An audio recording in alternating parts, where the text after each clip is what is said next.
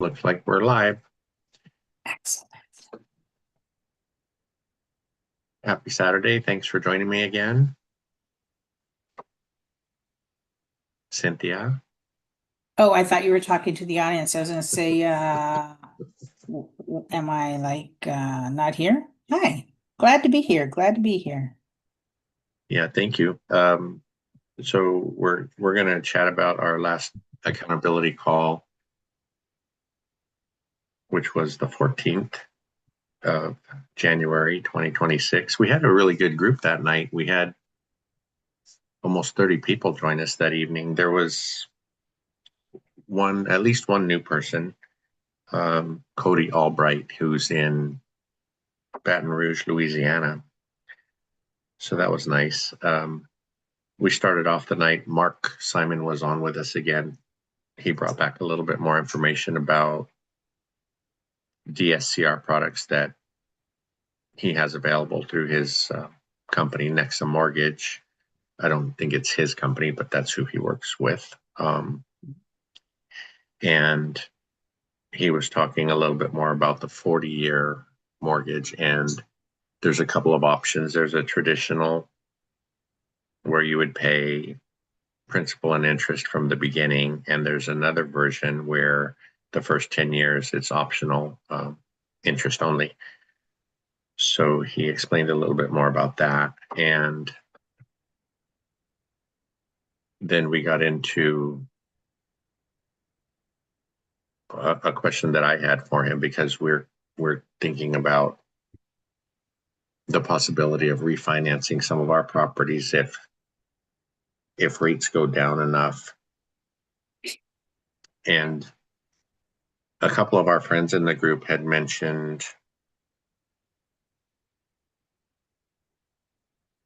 that there was a possibility to do a like a portfolio loan. I think there was a different term that he used, like a wraparound mortgage or something like that. But there are DSCR products available for a portfolio loan where you would put, in our case, we would put all 4 properties under one loan and hopefully we would do that if we could get at least a 1% better rate across the board. There is some cost to it.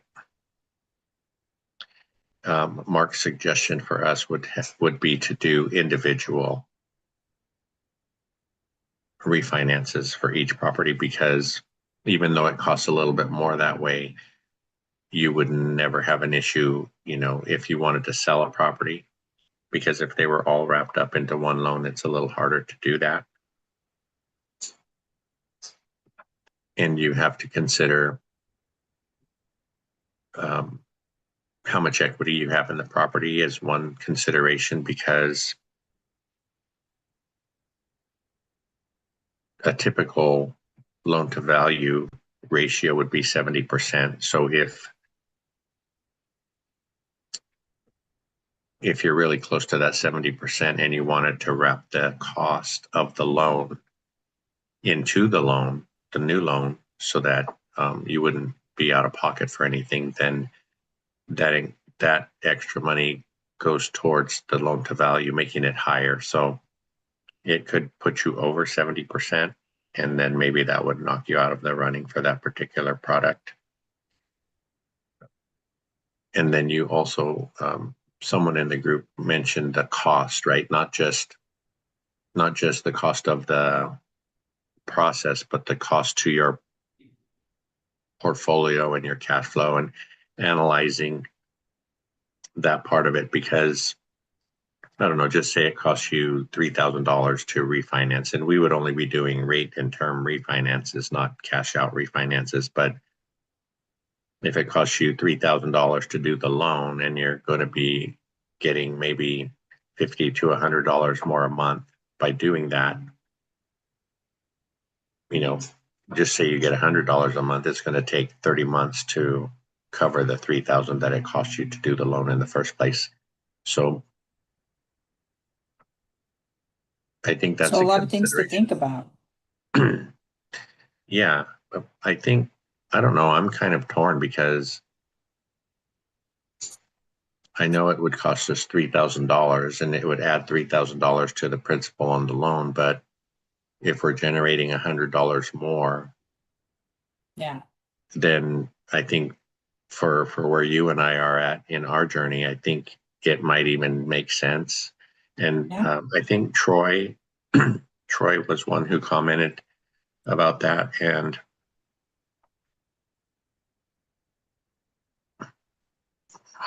excuse me, while he was talking, I was thinking, the more cash flow, the better for us. I think it's a kind of a way to optimize what we have.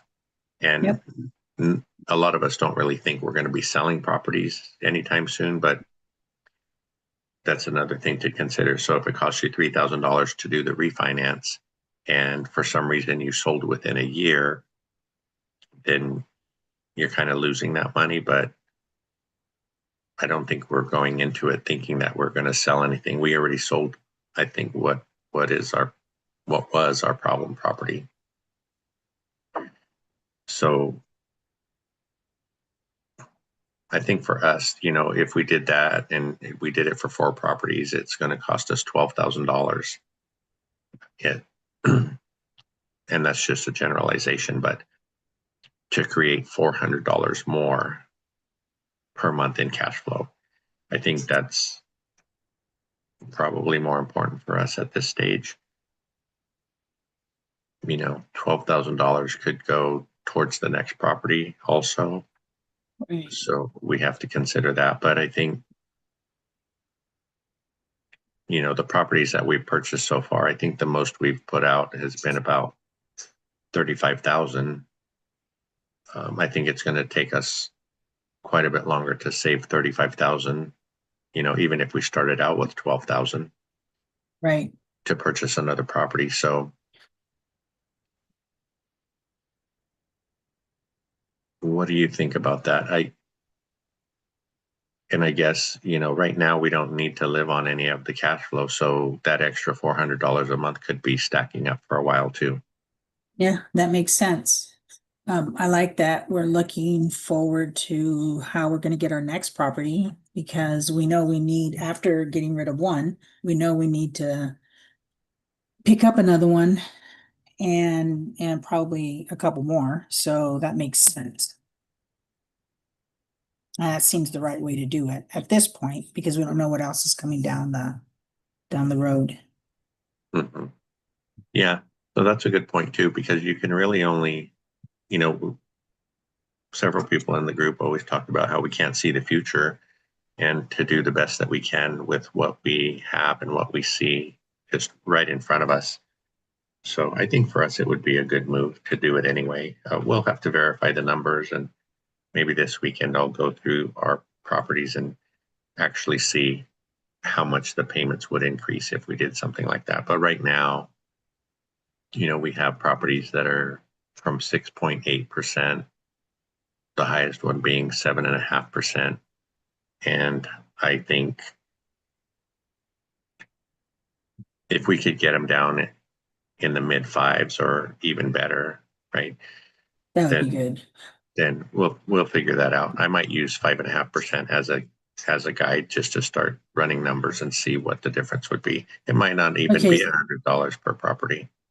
so here's the other thought then. So let's say we can refinance and our payments are going to go up. Yes, No, they'll stay or go down. no. The whole idea is that our payments would go down, and that's where the Okay. extra s- cash flow would be Right, created. right. So with our payments going down and that extra cash flow, I think we also, because we're refinancing what we have, I think we also, because of the cost of everything going up, I think we also need to increase the amount of money we save per house. For reserves. Because I don't, well, right now we're saving what we can because we used our money, but I think we need to do that because if something else happens, whatever we say our reserves, 10,000, whatever it is per door or per property, it's not going to cover what it would have covered before. So I think that's something else we need to look at, is possibly increasing that with the way the economy is going. Because it would help, but it's not going to cover enough. Yeah, and most of our properties are older. I think the ones in St. Louis were built in the mid to late 40s or early 50s. Zuber had posted a letter he wrote in school talking about his ideal portfolio, and in the beginning we don't have as many options, but later on, like where he's at, he's saying that his ideal portfolio would be a few new properties, and Right. they don't always cash flow in the beginning. It takes them a while because of the you're paying retail, I guess, for the new property. But he's also saying, like, someone in his position has enough money to put down 50 or 60% on the new house. That way it will cash flow. It wouldn't Right. cash flow with 20% down, but at 50% down, it will. So, you know, that's something we could look forward to in the future too, trading out some of the older ones for something a bit newer. I don't know if we could buy new, but we could probably get within the last couple of decades, which would be nicer. And new doesn't necessarily mean that it's not going to come with issues. So you still have to have those reserves, and you still have to pay attention to what's going on in the economy so you know how to adjust your whatever it is that you need, your reserves or whatever. So I think sometimes when people think that they're going to be buying new, that they don't have to worry. In the ideal world, you shouldn't have to worry about something breaking or something happening in the ideal world. That's the same with when you're buying anything that you need to put into your property. But we don't have an ideal world. So therefore, you still need to have those reserves, even if it is new, just in case, because you don't know. And I think about when they're doing the houses and they have all that heavy equipment and they do all of the um digging for the pipes and what have you, and the water and electricity and all that stuff. There's nothing to say that there wasn't a nick somewhere along the line or a misconnection somewhere along the line that's going to cause you trouble.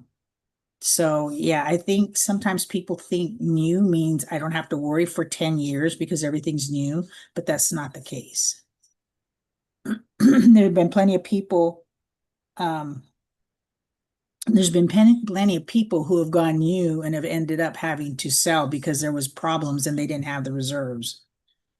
So yeah, I think people sometimes get that idea that new means I don't have to worry about it. Yeah, anything can happen, right? I mean, we see it all the time with new construction. Um, Somebody in one of the trades gets lazy or just forgets to do one thing, Exactly. and it might last for a year or two and then decide to break. But so I guess, I mean, I know that would be a nice spot to be in, and Yeah, it would be. things are improving. I think we can even see now in what we've been through in the first 5 years that things are starting to look better. Hmm. And I think Not as many, not as many sleepless nights. yeah, and even though it was a little hard to sell that last property, um, that's what helped us be in a Uh-huh. better position now. So, um, and like Coach Carson and Dion, when Coach Carson, the small and mighty investor, getting as much out of the fewer properties as you can, and I posted that in school as well, and a good portion of the people are thinking that too. They would like a smaller mm, a smaller portfolio with fewer headaches than trying to scale and creating more problems and issues. I know there are people that do quite well with larger portfolios, but I don't think, you know, I don't know if a lot of us could get the same systems in place that they have. Right. Uh, so they could take off like Dion, go traveling and Mhm. stuff. That Dion doesn't have that many, but he has really good systems in place. Um, I was, We we have a quick couple of quick questions. One was, what break even would you prefer? yeah, and I wonder what what Mikey means about that. Maybe he could clarify it. When you talk about break even, that the part that comes to mind is like I was talking earlier about if the loan costs you $3,000 and you get $100 more per month, it would take you 30 months to recoup, you know, that 3,000. So that 30 months is the break even point. Um, is so that could happen in a lot of places too, because when we've gotten loans and the lender will be talking to us about buying down points, and when you buy down points, you're paying to get a little bit better rate. And it's always been the case when we've done that, the lender will come to us and say, you can buy a half a point or a full point or even more. And usually we've been to the point where we will buy it down by almost Hmm. one whole point, and just say that costs you, just for a round number, just say that costs you $1,000. And the lender will say, if you buy it down by say three-quarters of a point for $1,000, and it will save you $50 a month, then it's going to take you 20 months to get that $1,000 back.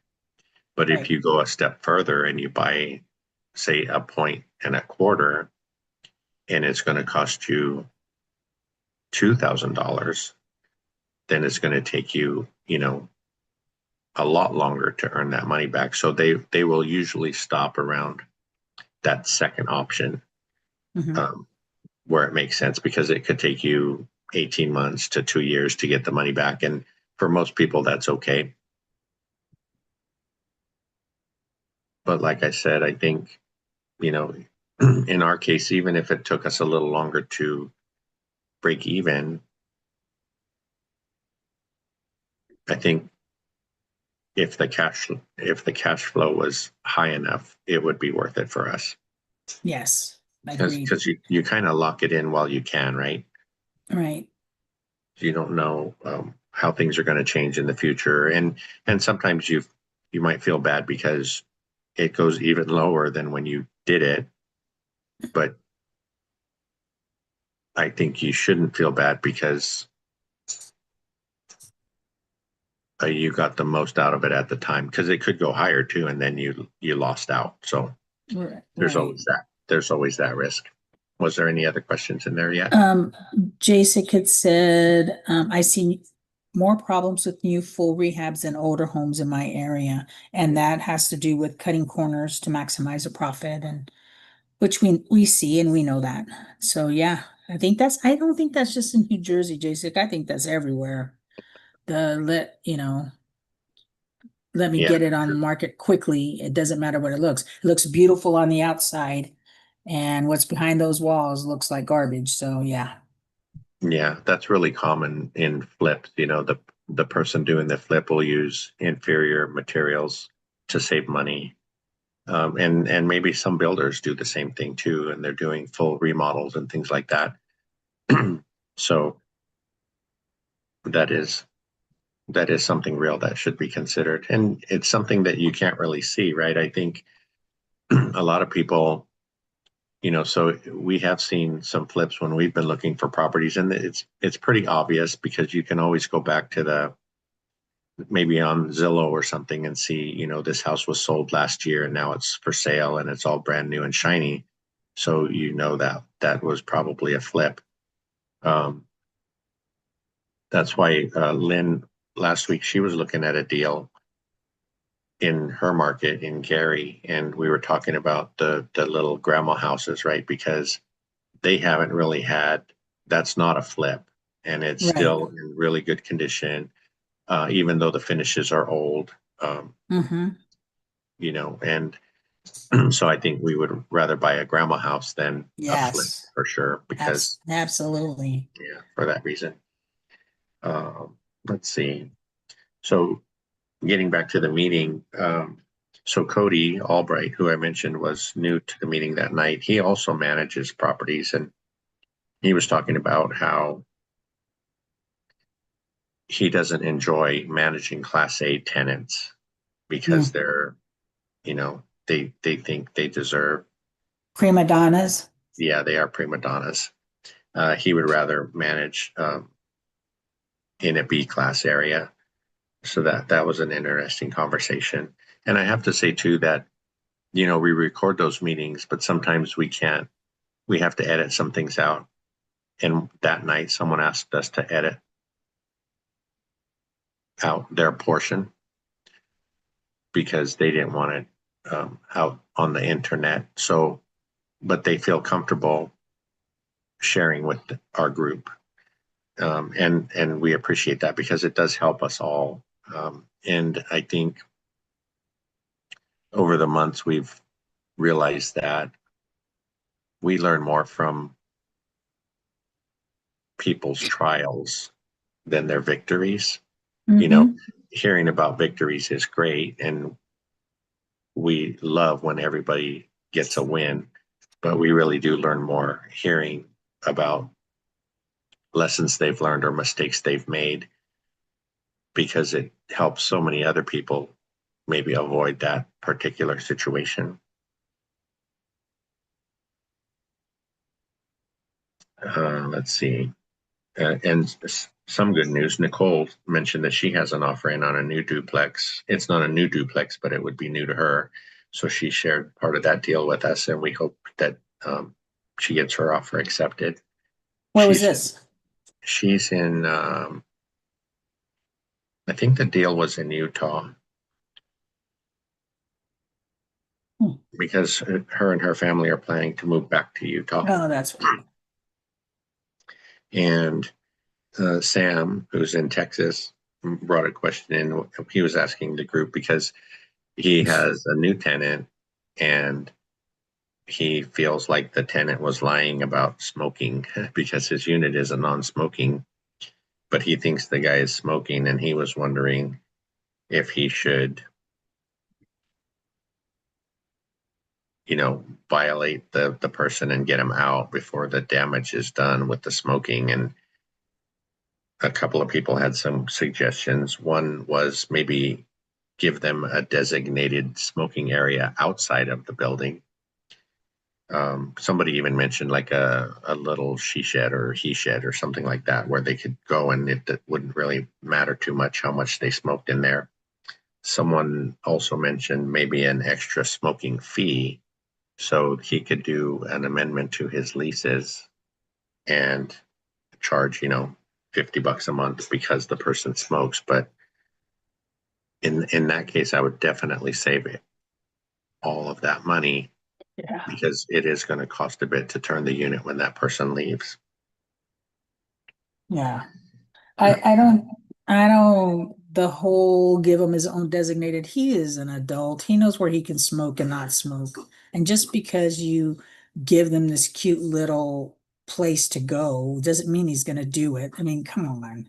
That's true. So why put, it's like, why put the money and headache into that? I would just say, okay, you're smoking or someone's smoking in here because you can't say you because you don't know if it's him. Someone is smoking. I can smell it. Here is the amendment to your lease. Either you agree to this or you have 30 days. See ya. Because yeah, you don't need to hold something like that. Come on. If you're old enough to sign a lease, come on now. Yeah, and I don't know. That's just part of this. Seems like it's part of this game, right? And I mean, so just say the tenant ends up being a good tenant and he pays his rent on time for many years. And, like Dion had just gone through one recently where the tenant was in there for 12 years and like Dion says, he doesn't really care what they do inside the unit as long as they're not like destroying it or creating rodent issues because they have trash everywhere, things like that.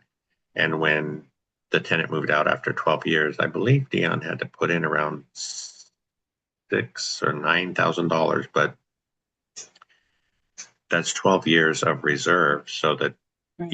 and I think when Dion added it up, the reserves added up to 13,000. So it more than covered what he had to do. Uh, and that's like, to me, that's the perfect plan. Mhm. Um, but it is hard, like we've talked about too in the beginning, because, you know, we came into it with plenty of reserves, but a lot of people, maybe they only have $1,000 in reserve. So when those things hit right away, so just say somebody bought a place and they have maybe $5,000 for reserves, and this place they bought had the tenant in there for 12 years, and then the tenant moves out right away when the new owner takes over, and then they have to put that $6,000 or $9,000 into the property. That's when it hurts. So going over going over that kind of scenario is hard because that is kind of coming out right out of your pocket, and it's going to take a long time to save that again. So I think that's where some investors get in trouble because they don't have enough in the beginning to cover the expenses that might come up, and stuff is going to come up. I think sometimes it's because, think about it, when you're new, everything's so exciting and so fun and all of that. Blood is pumping, your brain's not really thinking. All you're seeing is the good part that you think, well, wait a minute. They left, whoever, they just left, whoever, I got this extra money from the sale. I'm not going to need it, blah, blah, blah. And then the new tenant gets in there. They're tenants from where, and you have to get them out. So now you have all this stuff, but it's stuff that you didn't think about because you hadn't gone through it.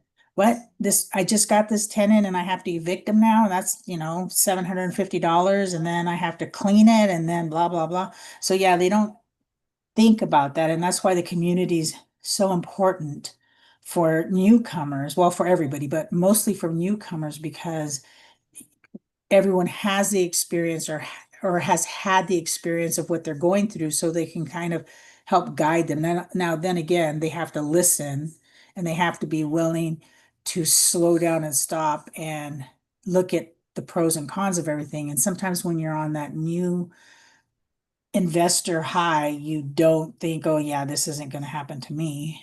you know so yeah, I think definitely something that people need to look at. And I'm with you. I'd rather buy that granny house than anybody else's. There's so much more. They're built better. Yeah, because the other's just cosmetics. But yet, when she buys hers, I'm sure she went through and looked at it. Well, and I know you guys were talking about it, that, all that stuff was cosmetic, and some things can be changed or should be changed, and some things don't need to be changed. That comes with time. And sometimes I think if the tenant knows coming in, so like, let's say you get a tenant coming in and they go, yeah, this stuff is dated. I don't want to stay here. You could say, that's fine. You don't have to know that this is a solid house. The important parts are taken care of. The roof is good, whatever, everything's good. We're not going to have to worry about that, and changes are going to happen as time goes. So if you don't want to say, that's fine, I just wanted you to know that there is going to be changes as time goes. Maybe they'll say okay. Or as a tenant, they might think, wait a minute, if he's going to make changes, that means he's going to raise rent. So then I should probably go find somewhere else. And, again, that's up to them. And you could also say, with the changes doesn't mean a rent increase. If there's an increase, it's for other reasons. And I will let you know that before you re-sign your lease. Yeah, and that's been a conversation some of our landlord friends have had with their tenants, because a lot of tenants just, see the landlord as a mean landlord, but they don't understand. Like in some cases, our insurance does go up, and um, the cost of contractors and handymen goes up.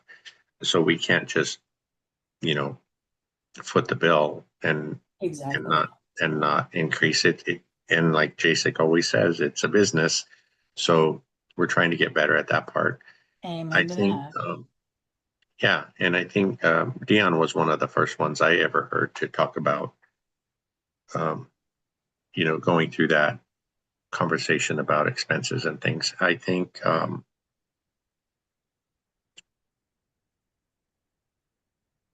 I was I was seeing Jason's comment about the I mouse, know, me too. and we just had a conversation with, and it varies, right? So in Indiana, the eviction process costs $400, Yeah. and I think in Wisconsin with our property management company there, it was $350. Um, there we have heard of some. I'm not sure what it costs in St. Louis yet. We haven't really had to deal with any evictions there, so that's been great. But We're never gonna have to do that. That is gonna be a place where we never have to evict. JC, did you hear that? Never. Okay, maybe, but probably. yeah, we'll see. Mm. We've had pretty good luck with the tenants that moved into all three of our St. Louis properties. There were little issues and that's one thing that came up, right? So even though we renovated to the best of our knowledge of what needed to be done, once the tenants moved in, like we did have a small plumbing leak after the guy moved in. Um, there were things that they found from living there every day that needed to be tweaked or adjusted. So I was having a conversation. I think it was Mikey actually, Buzztune. We were talking about how you and we went through all this stuff, right? We had all these major repairs. And then we did the small things to get the places rented. We actually had to repaint a couple of places to get them rented so that they would look attractive to potential renters. And then you think you're finally done. You're finally got a tenant in there. But then the property manager takes half the first month's rent, or sometimes the full first month's rent. Yeah. So you don't see rent, even though you got a tenant, you don't see rent until actually the second month. And then once the tenant moves in there, then these other little things happen, and you just keep thinking, what next? What else is there going to be? But there is a point where you finally get through it, and I think that that really knocks a lot of people out in the very Yeah. beginning, because it just seems like there's one thing after another and it's never going to end, but it does end. So it's nice to be on the other side of that, at least for now.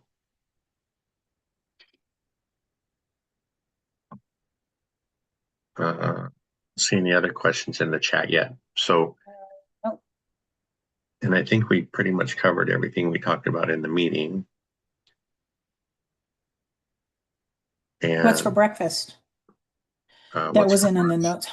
What's for What's for brunch? brunch? Because Whatever you make.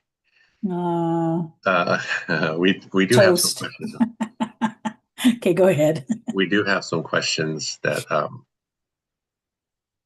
came up throughout the week. We've been trying to post in school more, and we've been getting a lot of replies. I think people really appreciate um, the thoughts that we've been putting in there. And I really appreciate a lot of the people really think the questions through and have been giving some really detailed replies. So I really appreciate that. Um, but this first one is um,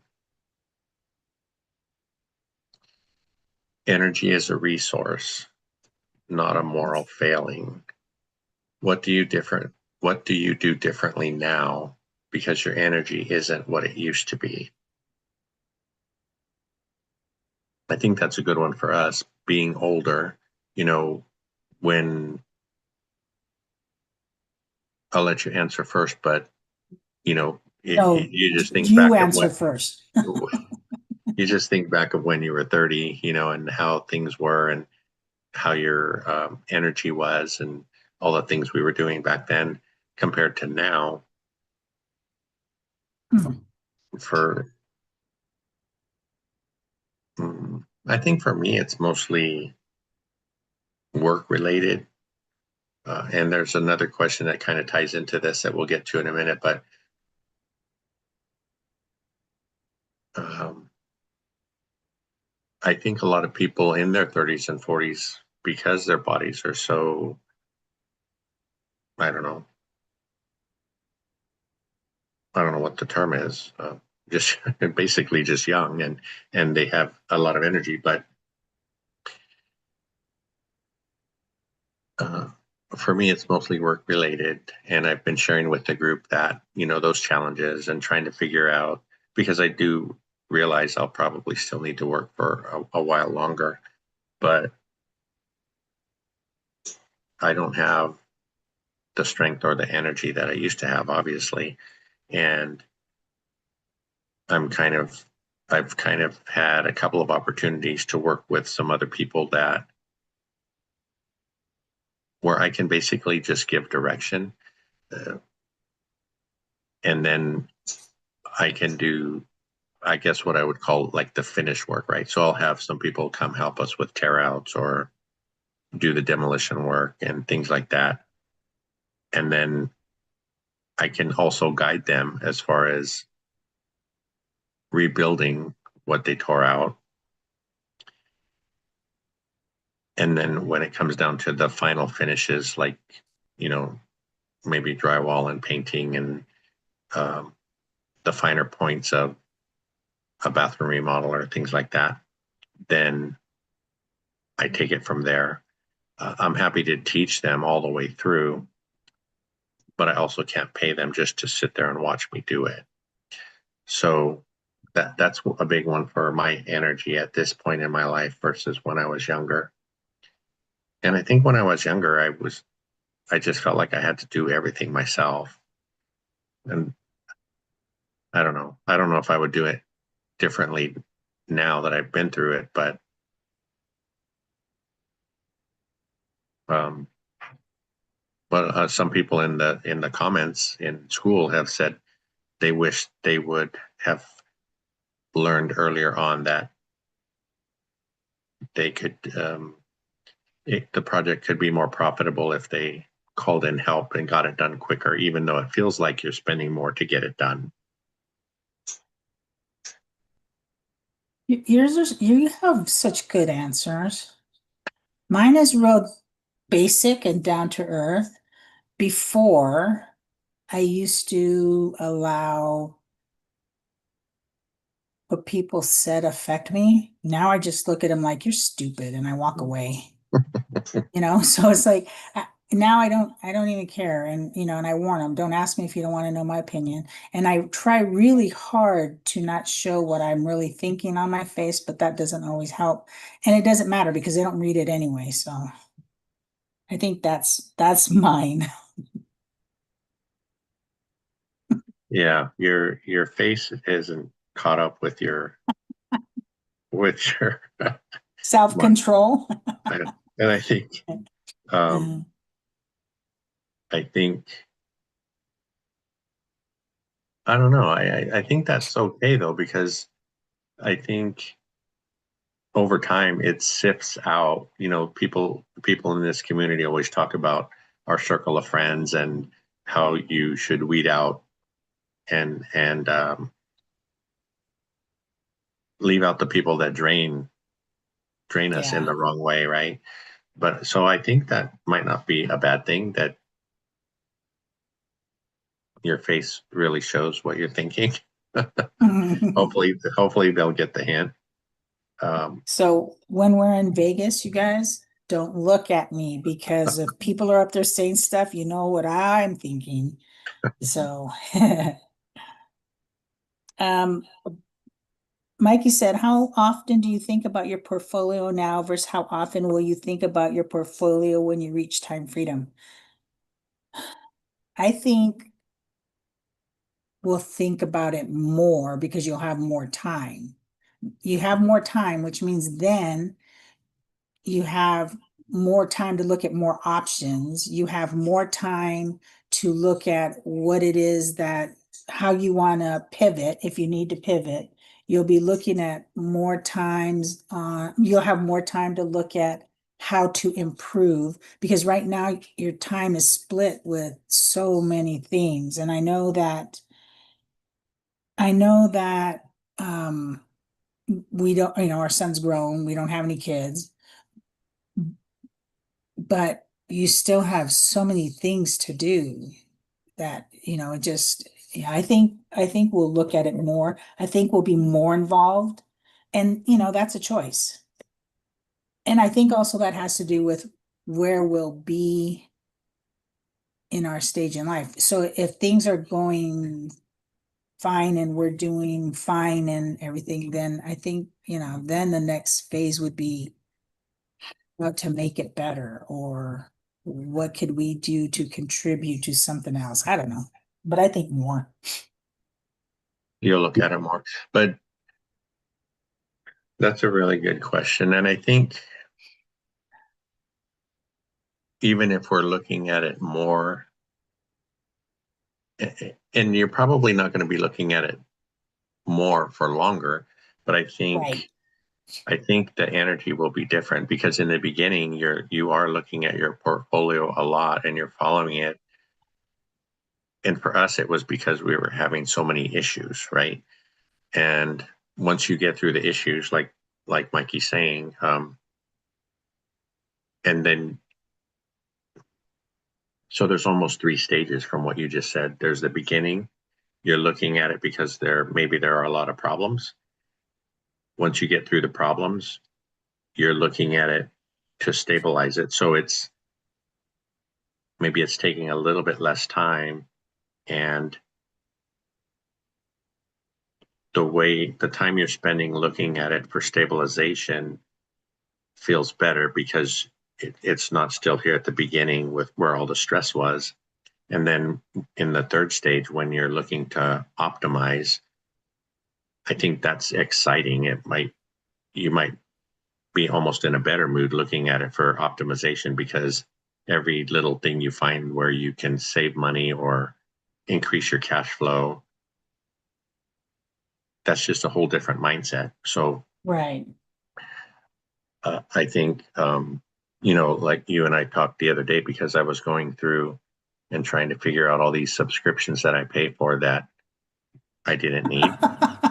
And and that's the kind of You thing. know, that's sad because when you have to look up what it is that there's, not only do you look up your subscription and not know what it is and why you bought it, but then to have to Oh, go and Google what the heck they're talking about, that's bad. well, the hard part is so I started with a credit card statement, right? And I found, we were enrolled in HP Inc. program, right?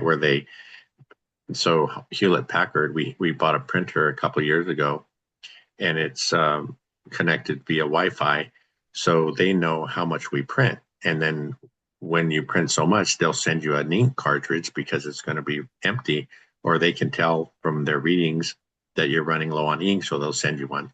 So that was only $6 a month, but we've been buying ink cartridges ourselves anyway. So anyway, I started deleting things and I started saving a few bucks, and that felt really good. I think we ended up from our Verizon phone package to our internet subscription, we saved over $200 a month. So, I mean, Wow. that's the kind of feeling You you didn't get. tell me it was that much. Oh my goodness. that's the kind of feeling you get when you get to optimize something on a property. Just say you go over your insurance, your property insurance, Yeah. and maybe like one time when we got ours, we always shoot for at least a $5,000 deductible. But our agent was out of the office when we got a new property, and the guy that did our policy automatically put in $2,500. So our insurance could have been lower. So we were able to change it and increase the deductible to save a few more dollars. So those kinds of wins, I think, are really exciting. And I think it's great when everybody gets to that point. I don't know if there's ever a time. I don't know. Do you think there will ever be a time that you don't? I don't know. I think we'll be checking our portfolio each week, even if there's not something that needs attention, but just to, I don't know, just to check in on them. Keep checking in with our property managers. I just learned, and I shared with you that the one we have in Indiana, I I've always thought I wanted to do inspections every 6 months, and so I just checked in with Angelo in Indiana, and he let me know they already do 3 month inspections, which I thought was really cool, and it doesn't cost us anything for them to do those inspections. And since we have a new tenant there, I would hate to get to the point where, because they'll typically do an inspection before the lease renews, but that's 9 or 10 months down the road, and your property could be getting trashed all this time and nobody knows. So it was really cool that they do them every 3 months. Give me a second. Lynn asked, I have to go back a little bit. Hold on. We're ignoring Mark. Lynn says, what are the most unconventional ways you guys save money? Well, now it's going to be blocking any subscriptions for Frank.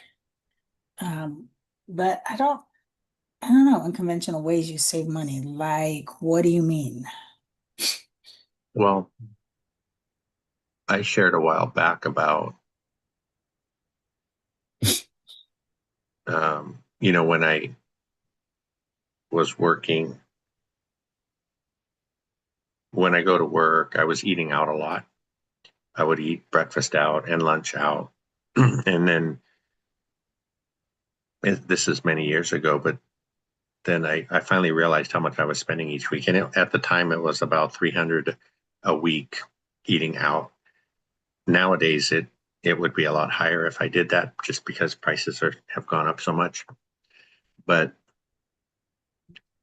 sometimes I talk about like now we make our lunches, right? So we make our lunches in the evening before the next day, and that, for me, that saves at least 20, maybe $25 a day. And if I am too lazy to make my lunch, or I forget to make my lunch and I'm out working, I really struggle with buying lunch, because I think, that's 20 or $25 that could go towards the next property. Um, I had thought about this recently, about the fact that we really don't, you know, let me go back a step. So a lot of people talk about tightening up your finances to be able to get into real estate investing. And I thought, we, I don't know, our income is not that much. And so I wouldn't say, well, I guess we live frugally, but frugally is, or Or just a frugality. step above frugal, just a tiny step. Yeah, but there's not really much we could cut back on, right? And There isn't. and that was, for me, that was kind of depressing, because it's, I don't know. I don't know how to describe it, but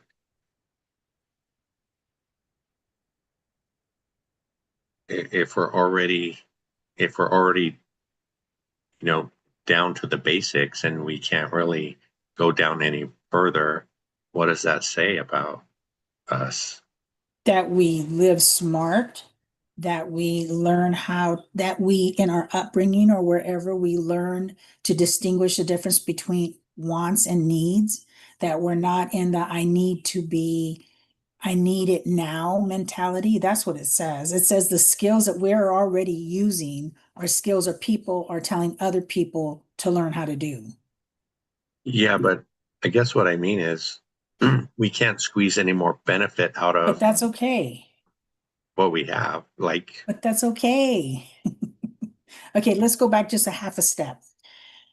So, at the beginning of Frank and Cynthia's journey, Cynthia used to get up, well, she was working. She would get up early enough to make her and Frank lunch every morning. And knowing that he was expending a lot of energy, she would make him some really nice lunches until she found out that he was eating his lunch on the way to work and then going out to work. So not, okay, I take that back. He was spending twice the amount of money for lunch every day. That was craziness. So as soon as she found out that he was doing that, she cut him off from homemade lunches. that was quite a few years ago.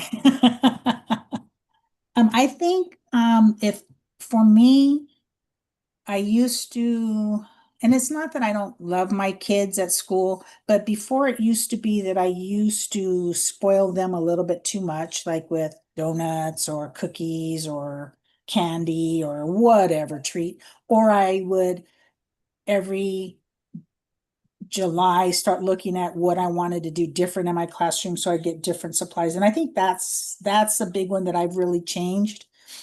One, not even realizing, just making sure that I remember that I don't need all those things, that what I have, I can already make changes and make the learning environment more appealing for the kids. So, that's a big one. And as far as snacks and stuff for the kids, I start telling them, bring me snacks, stink. It's time for them to pay up. Milk chocolate and coffee. And one of my kids said, well, Mrs. C, if because I had Starbucks one day, they go, you know how much that costs. I said, it doesn't cost me anything. And they looked at me and I said, when I finally, after all these years, put in the gift cards that my students and parents have given me over the years, I had over $500 in gift cards. I never go to Starbucks because it's too expensive, and I never even thought about the gift cards. So when I finally went through all those gift cards and I put those all in, I was amazed. So now I can have coffee and whatever I want, and it doesn't cost me a thing. So I don't. And for me, if I forget my lunch, then I'm stuck because I can't leave campus to go get lunch. And if you're not near, then I'm okay. So, Yeah, I think, I mean, I don't mean to say that we're going without anything because we certainly are oh, happy not, and content with what we have and what we've been able to build so far. Um, yep. And our kids, none of our kids have ever gone without, yeah, or our grandkids or our goddaughter or anyone that is in need.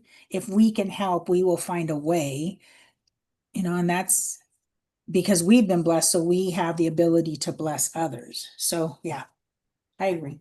So Jacek said not having a Costco membership. Absolutely. That's like the number one. Not only is the membership expensive, but when you go into Costco, you buy a million things that you don't need. They look good if it's food. You think you need that tool, which you didn't even know was out.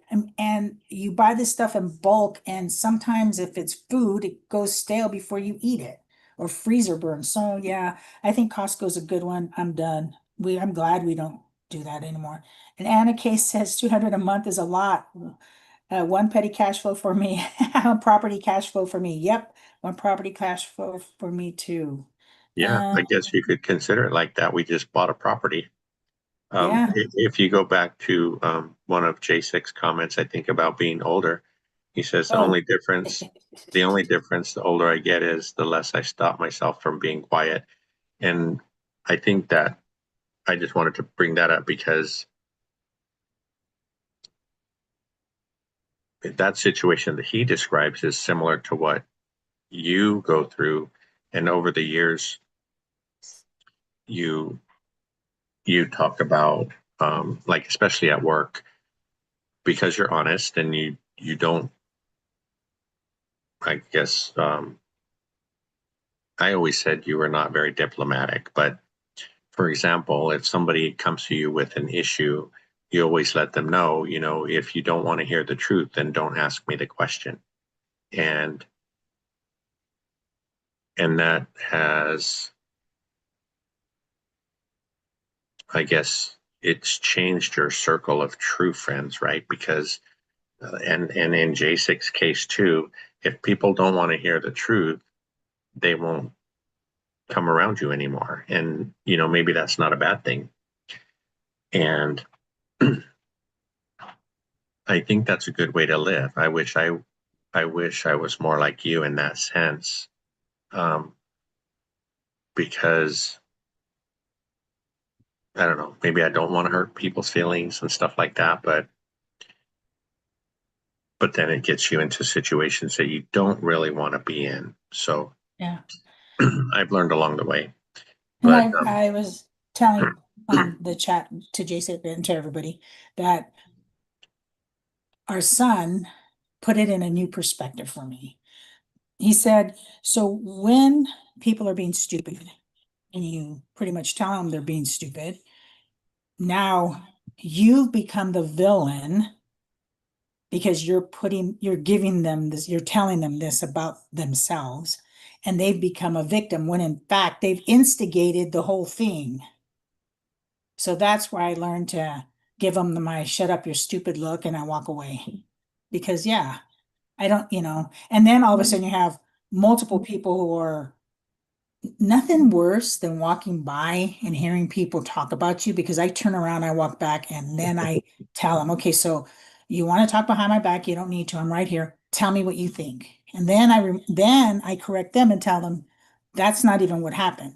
So shut up and get out of my face. So okay, I don't say it that way, but that's my message. yeah, I think Frank's lucky that he gets that from you. He has no problem. I think he's more diplomatic in the way he does it than you are.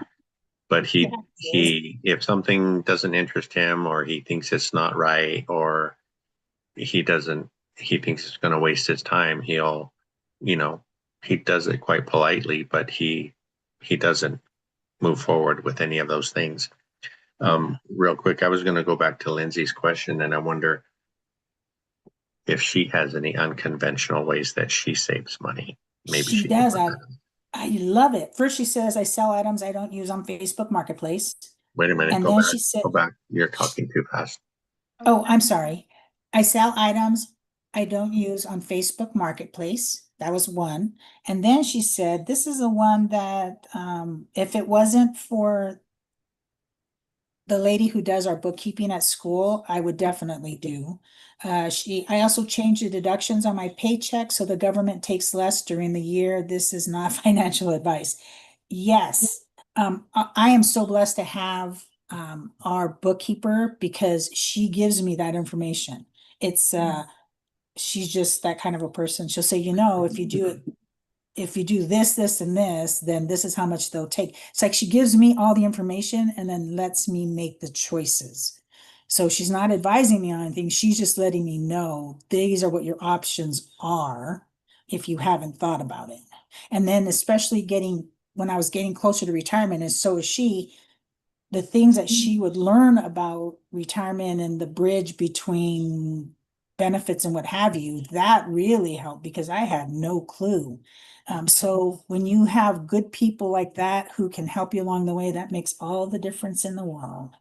And then Jasek said not keeping up with the Kardashians is good. Yes. Lynn says there's only so much you can cut down, so much you can cut down and still enjoy life. I don't think you need to be so frugal that you can't enjoy going out for dinner, that you can't buy something you see that you like that you don't necessarily need. I think it's all in moderation. So for me, if I go to a bookstore, I really have to control myself because that's a big one. Or a craft hobby shop, that's another big one for me. I could be okay with going and looking and getting ideas. It's almost like, you put things in the checkout basket and leave them there. And if you want them, you know it's there. If not, then you could just keep moving on. That's me. I just need sometimes just ideas. And then walking through these places helps. Yeah, I think you've done better since you joined Readers and Crafters Anonymous. But, We um, meet right next to Tools Anonymous. I don't know if Jasek's suggestion would work to get a lunchbox with a timer because I could even get into that lunchbox with my Ryobi tools, Jasek. Um, yeah, and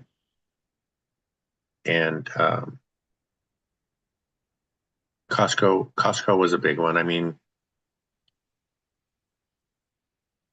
I used to I used to always find something I just needed there whenever we went. Mhm. Um, and I just want to thank everybody for joining us today. It's really nice to see your comments. And Lynn,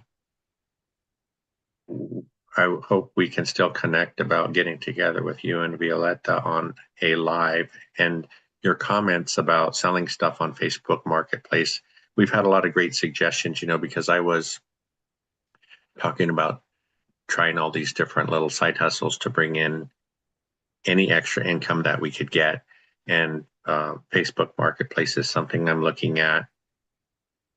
I wonder, I think we might have talked about it last time, but we talk about if you have something for sale on Craigslist or Facebook Marketplace and you're going to meet someone to make that transaction, do you go to a safe place, like a designated safe place, to give them the item and collect the money?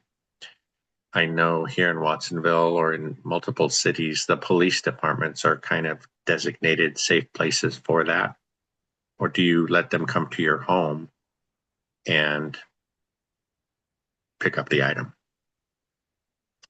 So maybe she could let us know about that. Any other comments or questions you see in there that we need to address? Flavio says it's not bad buying lunch. It doesn't hurt when we pay 10K for a HVAC system. We deserve good food. I agree. We deserve good food with good people. Yeah, that's really special, especially when you can enjoy it with someone from the group. We got to go to the meetup with Jen and all the group there in San Jose. That was really special. We got to meet Casey Chan for lunch. He actually came to Santa Cruz to have lunch with us, and that's just really nice. He's really energetic and enthusiastic, and he, he's not shy. When you meet people for the first time, they're kind of shy and maybe don't It really was a talk too much. kick. But yeah, yeah, I It was think like that's we had been friends forever. Yeah. yeah. And I think that's been our experience with most of the people in this group. It feels like we've known them forever. And I think, especially going to Vegas, meeting a bunch of the people we haven't met in person yet, that's what's going to make it even better because I don't think there's going to be that awkward silence, right? People are just going to feel like, we talk every week. This is just a different way to do it. So that's going to be a lot of fun. Oh my gosh, they're going to be so surprised at how quiet I am. Mm, I'm sure they will be. Lynn says she does it in public place most of the time. If the item is too big, then at home, and she lets her boyfriend handle it.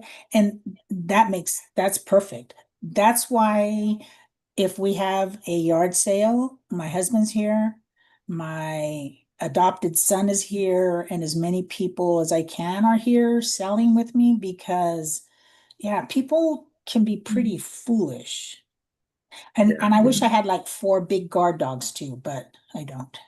Yeah, I was a little bit nervous about having anybody come to our house to pick up because I am going to have some tools and stuff that I'm getting rid of, but maybe I'll just have to get a boyfriend. So, Bill says he always goes to a public place that has a good security camera. And and those are all great suggestions. And then I also think about doesn't matter. I mean, I take that back. It does matter where you have it because if there's people around half the time, they don't even help you if you're getting attacked anyway. So it's like, okay, so you videoed the whole thing. What good is that going to do me? Because nine times out of 10, they don't get the face or the right angle or whatever, and you're still getting beat up. Yeah. that's a good point. Yeah, everybody breaks out their phones to record first instead of offering a hand. Um, yeah, so I really appreciate the feedback that we've gotten. Flavio sent me a video the other day about this guy makes like 120,000 a month selling clothes. He goes to flea markets and over time, I guess you learn what sells, what brands are popular, or what brands people like to buy, what kinds of things people like to buy. And he goes and he buys whole truckloads of stuff. And most of the time, I would say he gets about 75% of the stuff is useful for him. The rest he'll either donate. He doesn't like to throw anything away, so it usually goes to some kind of recycling or something like that. But that just had me thinking because well, I have a lot of stuff in my drawers that I don't wear anymore. That's that's not really worn either. A lot of the stuff is fairly new. So I'm going to start there, and I'll let you guys know what I end up with. Sorry. Yeah, I've yet to see this one happening. And this year, Uh, I have a lot of Steeler stuff. So since my Steelers flopped this year, I might be selling more of that. hmm. Um, Anna K says, I used to use the marketplace to sell, but nowadays my time is not worth it to buy. Yes, I go to Goodwill. And Goodwill is expensive now. I had two girls who were going over there to check out dresses for I don't know, whatever they were gonna do. And they came back with some of these prices. And I know in the store it's expensive, but I'm thinking, okay, this is Goodwill. Should there be a discount on this stuff? But it was pretty stinking expensive. But Yeah, any little bit helps. yeah, that's true. And I think Anna's point of it not being worth it, Mm-hmm.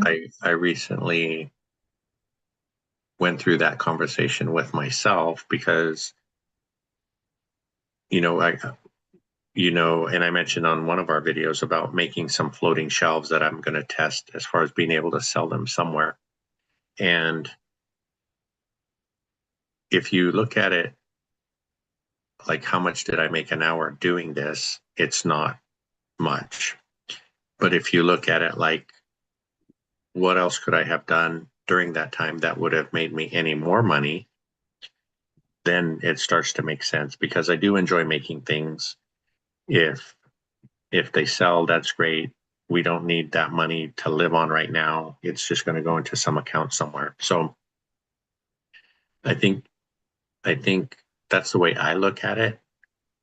And if because you and I have had these conversations because you did sell books and stuff before, um, and you understand the time it takes to just package a book and take it down to the post office and send it off or wherever it went. So all that time goes into it too. So maybe you don't really earn a lot from it, but again, it's something, it's a drip, right? And if you have And a bunch of and if you little have the drips, time, yeah, and if you have the time, then you're not really, it's not really costing you anything. Now, if you have a busy, I know Anna's very busy and she has a busy work schedule, and it's time that would take away from her doing things that she really enjoys, like hockey. And yeah, then I could see where it wouldn't be worth it. But maybe there comes a time when she's not playing hockey and she has a little more time and she's thinking, what can I do? Then that's where that would just slip in. You mhm, know, it's not, selling stuff is not for the busy person. It's for the person who has that time. At the time when I was selling, I had the time. And I had a system and it was working, and you learn to tweak things. You learn to put in your description that you only ship on Tuesdays and Thursdays or whatever is the best time in your area. You learn how to get materials to ship for free. I mean, you learn all these, but all that comes with time and with research. And times have changed because now shipping boxes aren't free anymore through the post office. When I was doing it, they were free. So mhm. that makes a difference. Yeah. I mentioned this guy, his name's Dave. I forget his channel right now, but he does all these things, right? He does eBay, he does affiliate marketing, he does um I think he even does print on demand. So these are all things that we've been exploring, or at least I have. Um, and again, like he says, if you have a little bit of a drip in from coming from different places, then it creates a bigger stream altogether. We've and eventually maybe the YouTube thing will take off and there will be a little bit of income from there. I think just starting now, we started a couple of years ago with the channel, and I think maybe someday that might be another little drip.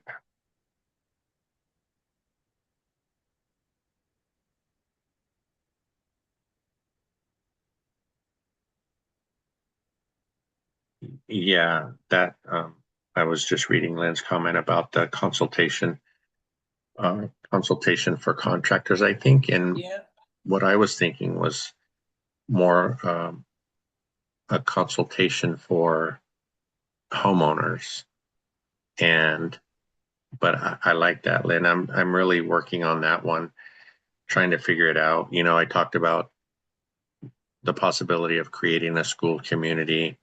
That that one so far is not feeling right. I keep coming back to what you said just about offering some of my time to help someone understand the process of whatever remodeling they're doing before they spend a lot of money on it. And so, yeah, 30-45 minute call. And I guess you got to be careful with that too, right? Because you don't want that to become a job, but something that you can set up your calendar for days that you're not too busy and you feel like spending time consulting.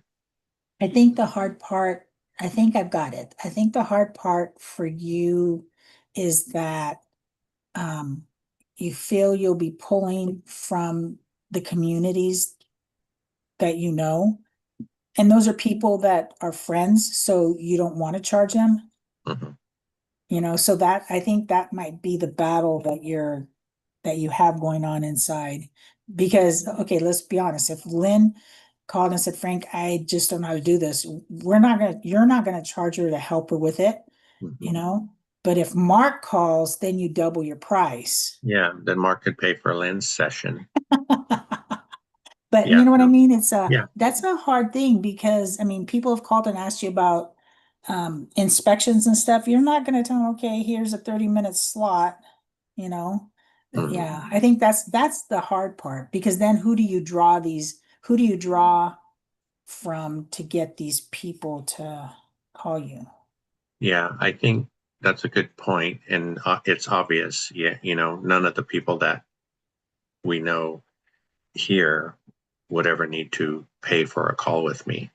But at the same time, they all have friends, right? right. Probably Oh, have friends true. that aren't in the group, or maybe they have a friend that's remodeling and needs some advice, and they could we could start that way. And I have So, other contacts, realtors that I work with and right. things like that. So So wait, Lynn is the one that likes chocolate, yes? yes, So maybe for everyone that everyone she refers, her kickback is chocolate. and that could work depending how Flavio's expensive she wants. Flavio says, I'm doing a rental. Will I listen? You should look for a fix and flip.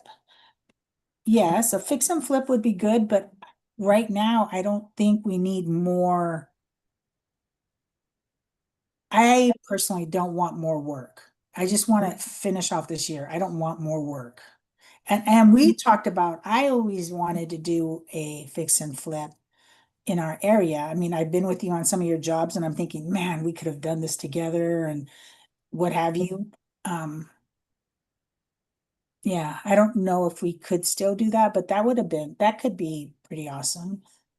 But then at the same time, you have to have money coming in order to be able to work on these projects on your own. That's why I think we always got stuck. It's like you still need to have a paycheck coming in. And I know, yeah, you still have to have a paycheck coming in. You still have to have money to buy this property. So it's kind of like a crazy, vicious circle going around there. Mhm. Yeah, that's what I was going to ask Flavio too. Is like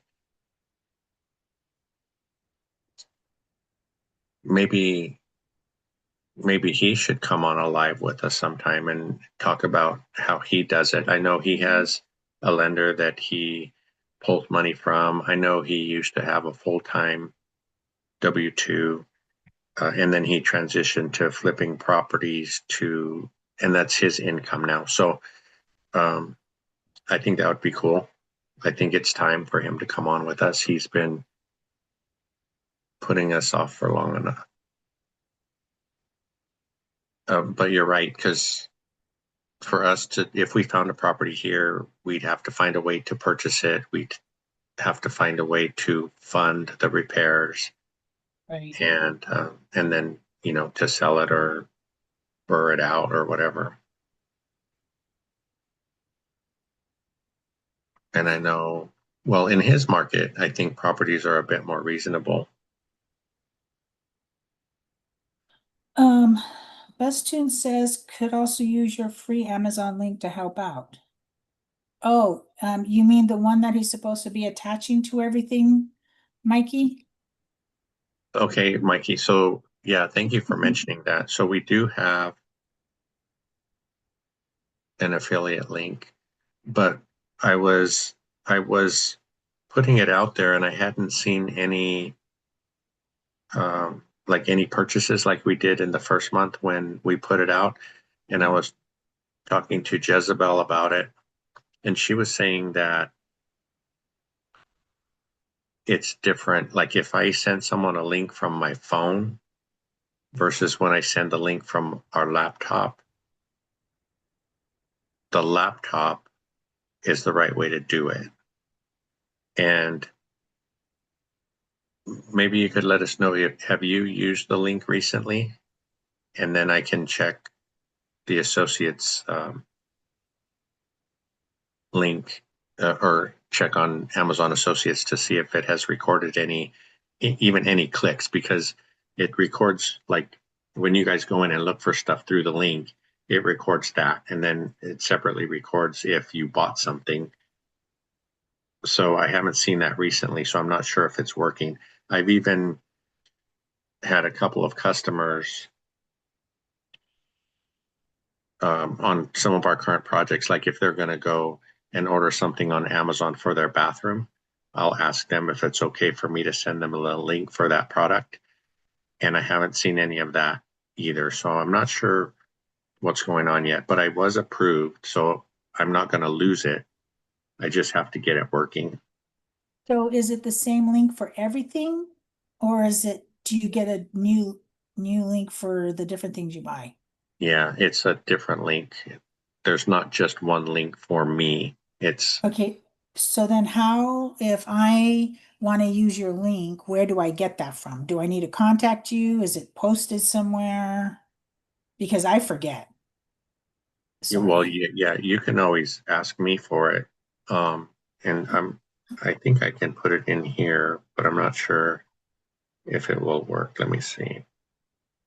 And Flavio, you don't need an AI translator. You would do fine with Frank. Trust me.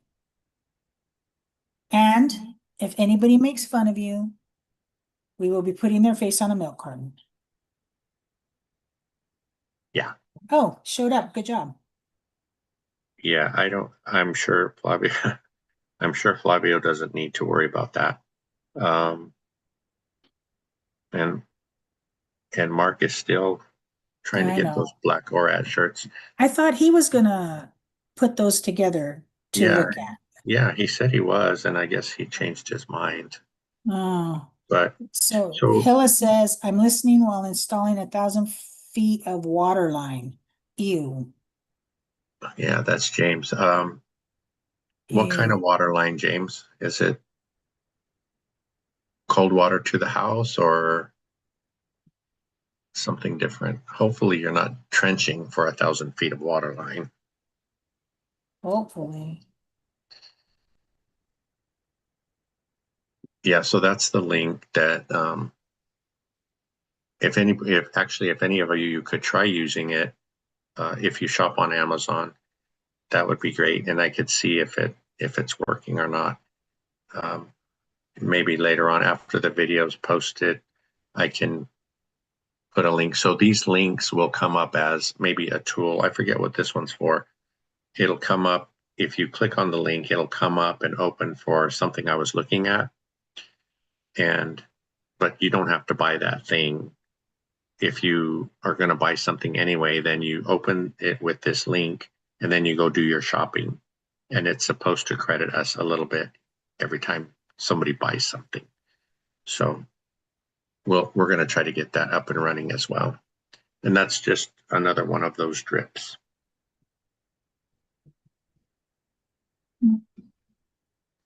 Thank you, Mikey, for reminding us about that Amazon link. Thank you.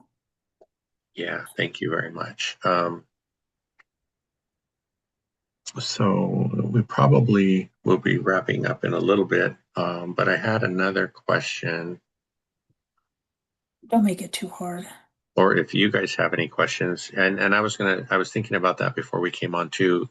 If you guys have any questions about us and our situation, please feel free to ask them. We're not, and we'll share whatever we can. I'm sure I will share Oh, more than Cynthia would be willing to share. yes. I need to teach him how to have those filters. Share, don't share. Okay, this is one. It's called The Lie of Someday. What's one someday you either acted on or finally let go of? You know, people think, well, I'll do that this someday or that someday, or there's always tomorrow. Um, Someday. you want to go first? Well, my some days are kind of, well, that's my bucket list. And my some days have to wait until we decide where we're moving, what we're doing, because I was already looking at how some of my some days were going to happen this summer. So I, oh, someday I'm going to get my pilot's license. Well, that used to be, it was never going to happen because you didn't fly until Dion. Huh. You, yeah, you didn't want to ever fly. There's that never fly. And Well, okay, then, wait a and minute. no, Wait, no, wait, no, no, no, no. no, no, no, Wait a no, no, minute. no. This is my Wait, turn. You asked because me. You asked. you want to fly in a little teeny tiny plane. I feel safer So are you in saying a, that you, so are you saying that you don't feel safe with me? Is yeah, that what you're saying? if you learn how to fly a 747, then we'll talk. So that was a someday I wanted to. Now I'm not so much interested in it anymore. I think that just because it just never, I knew it was never. Just like, what's really weird is that I've always wanted to go to Alaska and I've always wanted to go fishing over there and catch a huge salmon and all that, which I've always wanted like since the very beginning of time. But now it's not even on my top 10, and I don't know why. One, it could be because that means I'm either going to have to fly or be on a boat with dumb people. And I think the older I get, I just don't like being around dumb people. So those are the two things. And I'm a little bit more cautious of what I'm doing in my surroundings because we've watched Port Protection and those bears come out of nowhere. Oh my gosh. And those huge moose. Oh my gosh. They're cute, but afar. Yeah, so I don't know. I don't know if Alaska's still on my bucket list or not. That one's now gone on to the fence of yes or no. But other than someday, I think all my somedays will come true. Oh, we have a couple of things here. You saw that about blah, blah, blah, Lynn. They said, Violetta. yeah, Yes, Violetta. And then 1 inch pecs from meter to new build that I'm building using a trencher attached to skidster. skid Wow, steer. that's what I said. So, okay, that's like it could be fun if you're the one that's able to. Yeah, that sounds kind of like, yeah, I would like Yeah. to like drive one of those. I wonder, so um, 1 inch packs, yeah, from the meter. Um, To a new build that he's building. mhm, Wow, that's awesome. nice. Yeah, and that usually is safe digging, James, but in your area, in here in California, they have a number that's designated for call before you dig, just to see if there might be Yeah. any weird things in your way. I wonder if that's the same for you. And remind us where you're building, please. Um, yeah, and Flavio, that's an interesting point. I think that could be something that would happen one of these days. I just met someone in school who actually is somewhat of a contractor in Illinois, and he actually grew up in Cahokia, where we just sold our property. Um, but so I'm going to check in with him too. This is kind of a different topic, but to see if he knows anyone where we could grow our handyman contractor list there because he's in St. Louis now. Uh, so you saw that you should look for a partner at school, do a fix and flip. Okay, that was it. Flavio, I don't think the cruise in July will work because financially we're going to Vegas in February and yeah, yeah, that probably wouldn't work. And I think part of your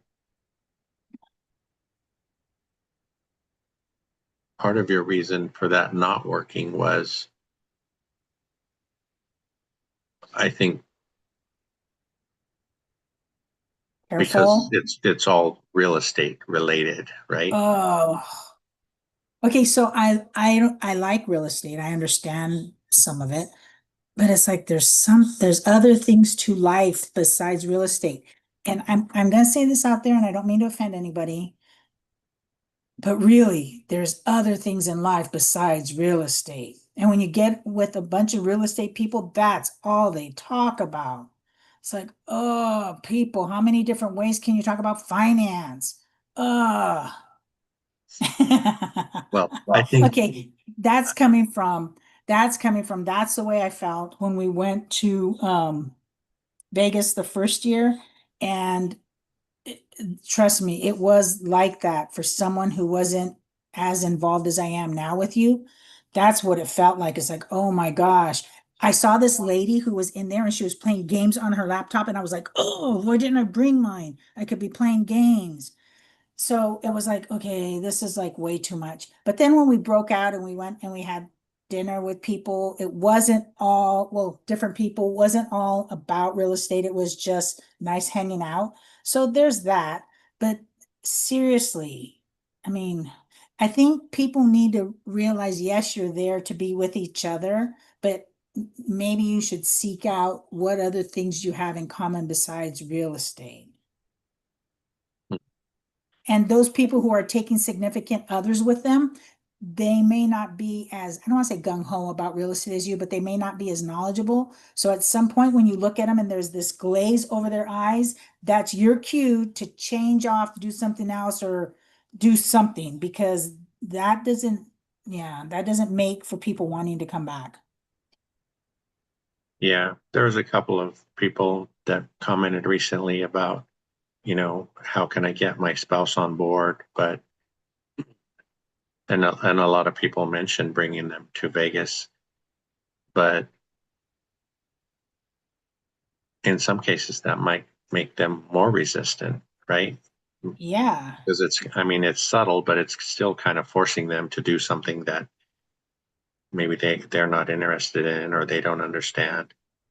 Um, yeah, Lynn, I have been talking about doing a real estate anonymous meeting for years now. we were going to do a video on that, Lynn, but I I just thought that it might offend Real people that estate were people. in like AA or Al-Anon or a bunch of the other groups that we belong to. Uh, Wait, I don't belong to any of those. Okay, Well, I'm so talking about my family there. oh, he said there is a number to call, but this house is on 4 acres. Are you kidding me? 4 acres of rural land in Chattanooga, Tennessee. Wow, that is so amazing. What I could do with 4 acres. Well, first I'd have to have money, but can you just imagine what you could do with 4 acres? Yeah, we have some friends. I have some Ah, customers that moved to Tennessee over the years, within the last 10 years. I think that would be a nice place to visit. huh. It used to be that would be a nice place to live until you found out about what was it? Humidity. Yeah, the humidity. Um, yeah, so I think I don't know. We talked going back to the question about someday. I think I don't really I don't know. Like I talk about, there's not really any place. I know Lynn gives me that look every time I mention this, but I don't like have any place I need to go visit. Yeah, She me did either. mention Italy once, and I think Italy would be beautiful to see, but there's no place I have to go that I need to see. And so, I don't need to go to Italy. I just said it would be nice. yeah, but I don't have a bucket list. So Yeah, you do. I no, you have a bucket list, And I but have a bucket list for you. I don't. So I don't know. I'd just be happy, just being home, making home as comfortable and nice as possible. I like doing that kind of stuff. Um, and we do talk about how it would be really cool to go around the country and see our properties and see our friends from each different state. So I think that could be fun to do.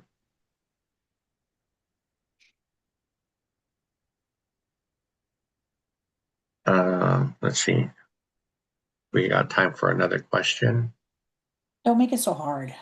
Uh, Give me an easy question. You know, he stopped telling me these ahead of time because we'd start talking about them. And then when I get on, there was nothing that I had to say because I already said it. Now he doesn't even give me any warning. okay, this one should be easy. What do you wish you'd known before owning a property? What surprised you most about ownership? If you could see the look on my face, you would be able to read. Okay. So give me the first part again and I'll answer that first part and then the second part. Okay. What do you wish you'd known before owning property? Um, about all the hidden costs and how property managers really work.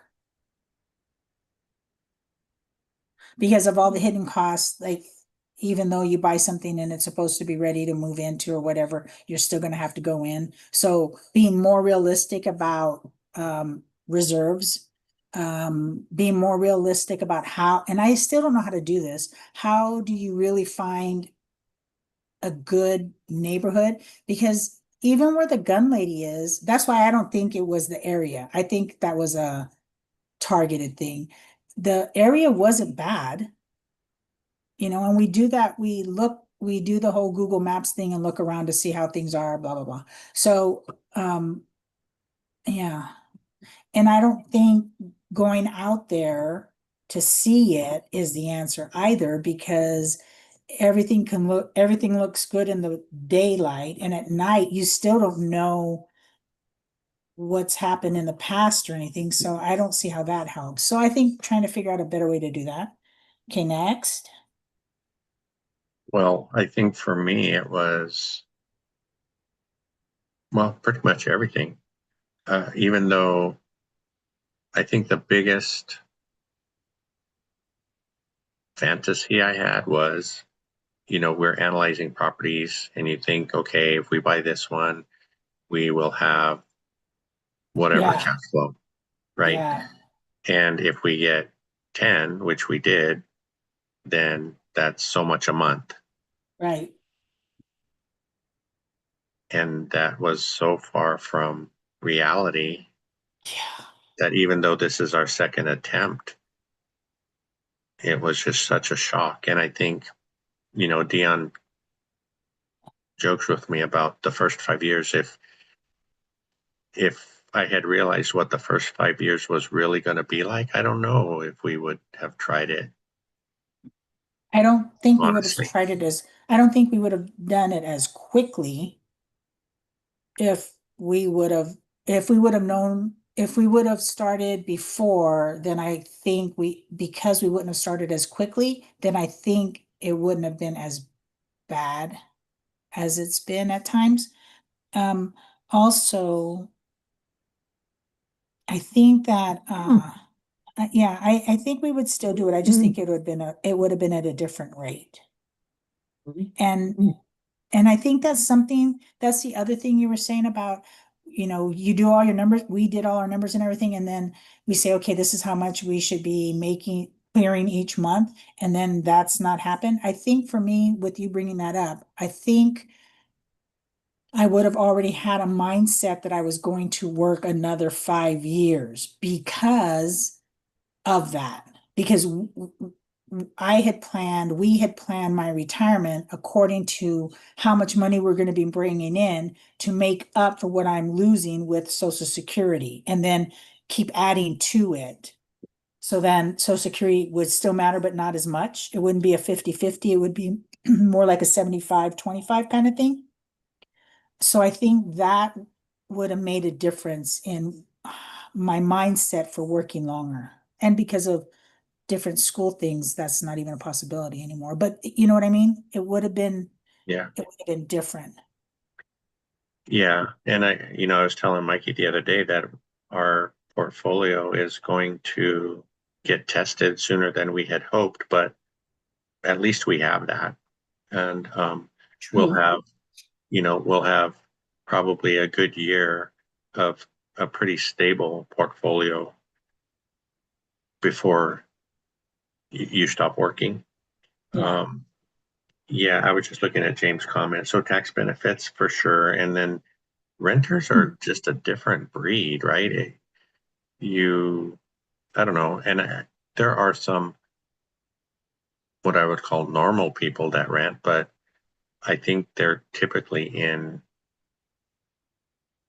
B class and, oh, well, I should say B class because A class, they get a little freaky too, but B class is probably where I hope our portfolio sits one of these days once if we can start trading up.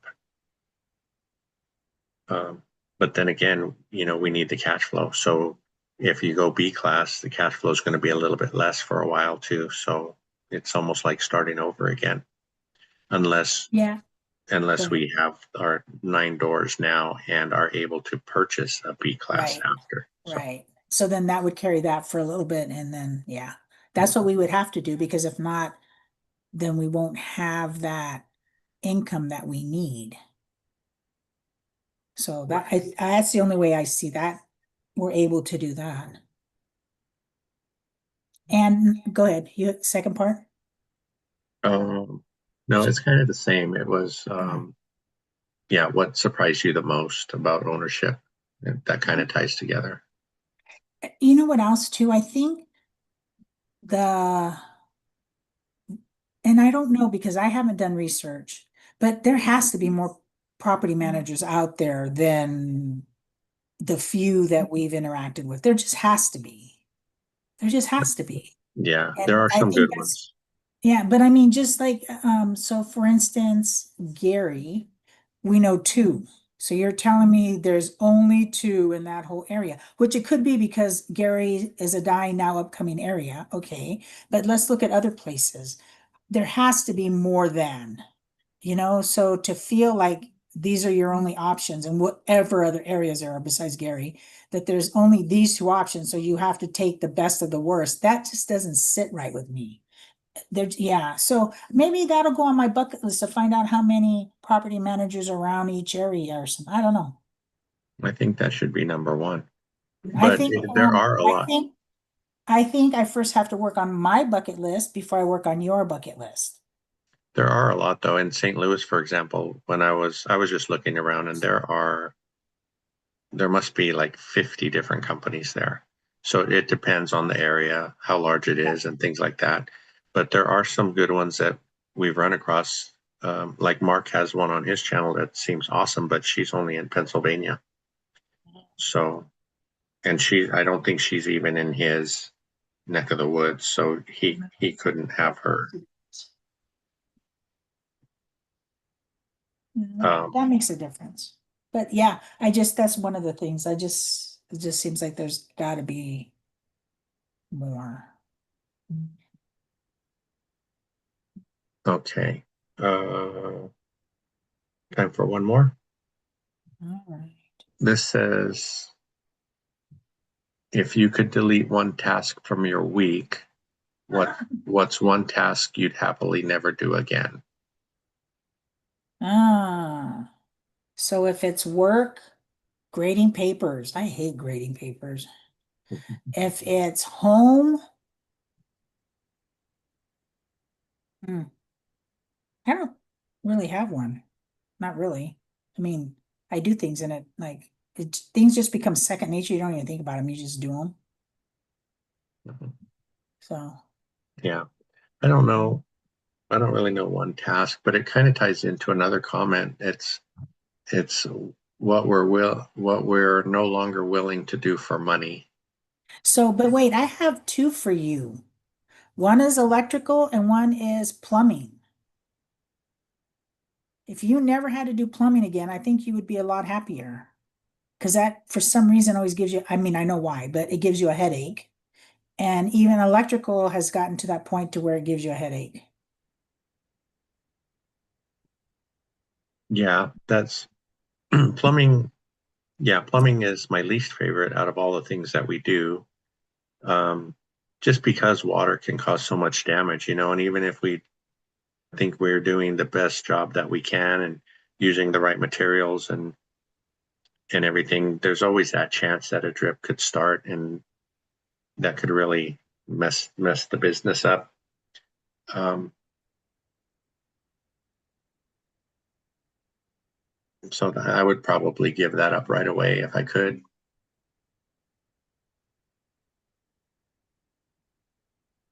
So shall we? So wait, Anna says, I hope your bucket list, this is for me, is nothing REI related. Oh, there isn't. Nothing on my list is REI related. And she said, make it Italy. Ah. Yeah, and thank you, Bill, for that. We Cynthia kind of joined this. I think she's having more fun than she'll let on, but Not true. Mikey used to do these highlights with me each week, and um, he got married, and his wife is there with him now in Hawaii, and he's busy with work and things, so which is all understandable. We miss him. Hopefully, he'll be back on with us one of these days. But I think Cynthia's done a great job Thank you. filling in. And really, this is supposed to be short term, and that's why it's so much fun because it's supposed to be short term. So Mikey, get your ducks in a row because you need to come back. Yeah, and we've had a few comments too that people appreciate your point of view because it's different. And when we talk all week long in the group, our thoughts and opinions kind of all blend together. We don't really have too many people that think differently and can bring different perspectives in. So that's good. And I think the other benefit is that, we're a team, and being able to share how we're working things out is a positive thing for people to hear. And just about, with these random comments that we do at the end, uh, talking about some things that aren't always real estate related that we have to deal with in our relationship as well. So that's been pretty special. So, yeah, just thank you everybody for joining us this week. We'll be back. I think we'll be back again next week. The only time I think that we won't be able to be on is when we're in Vegas, because we'll be In at the Vegas. event at that time.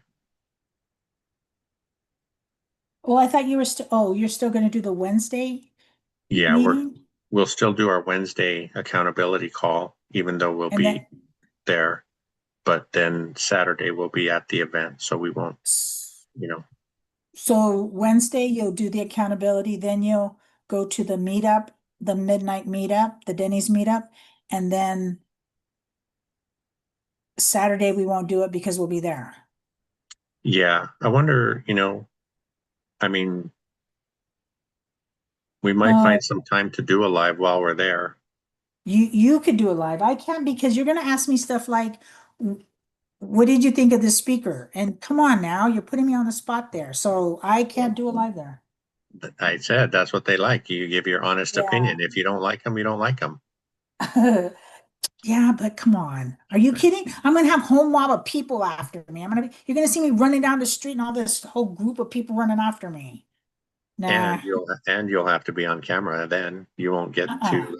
Yeah, no, not happening. Okay. Well, thank you, everybody.